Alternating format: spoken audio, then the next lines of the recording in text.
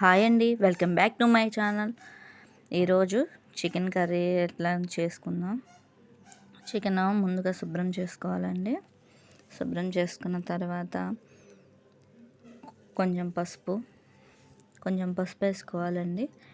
కొంచెం పసుపు వేసుకొని కొంచెం కారం, 2 చెంచాలు కారం వేసుకోవాలండి.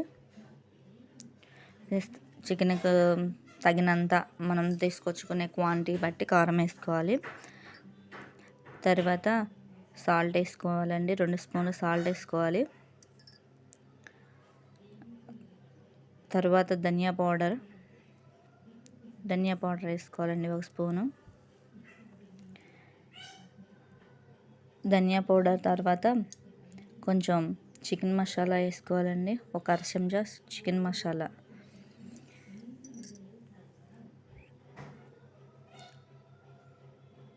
ఒక 1/2 చెంచా గరం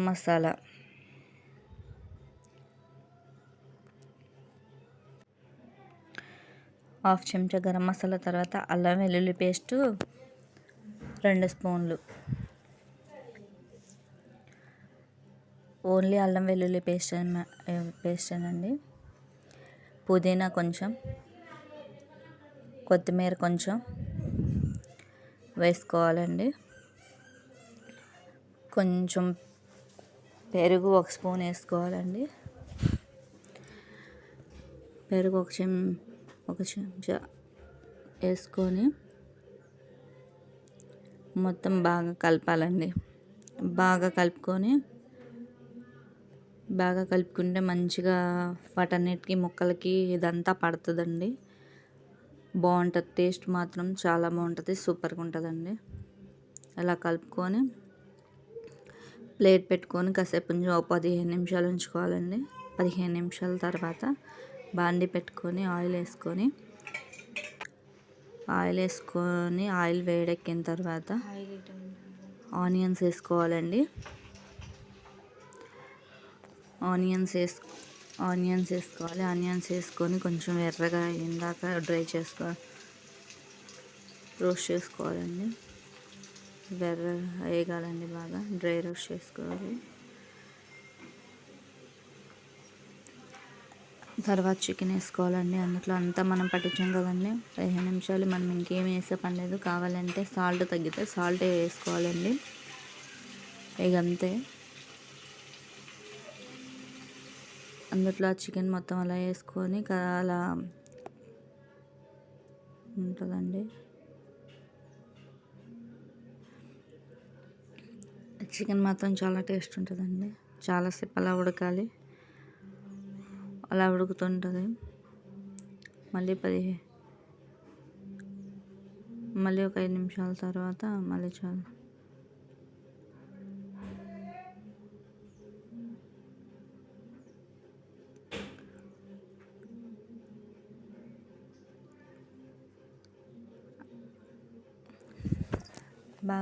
మా ఛానల్ ఇంకా ఎవరు సబ్స్క్రైబ్ చేసుకోండి.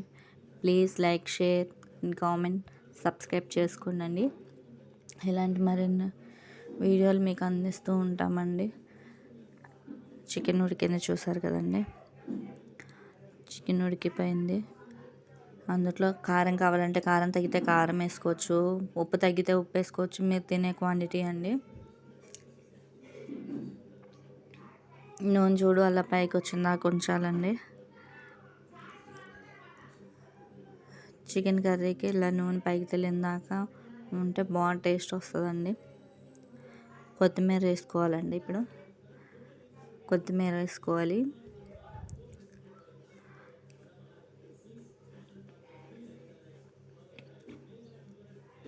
కొత్తిమీర వేసుకున్న తర్వాత కొంచెం కరివేపాకు వేసుకోవాలండి. అంటే వేసుకుంటే వేసుకోవచ్చు అండి, లేకపోతే స్కిప్ చేయవచ్చు. ఉంటే వేసుకోవచ్చు, కొంచెమే వేసుకోవాలి. అందరికీ ఎంతో ఇష్టమైన చికెన్ కర్రీ రెడీ అండి. టేస్ట్ చూసి ఎలా ఉందో చెప్పండి. మీరు కూడా ట్రై చేయండి.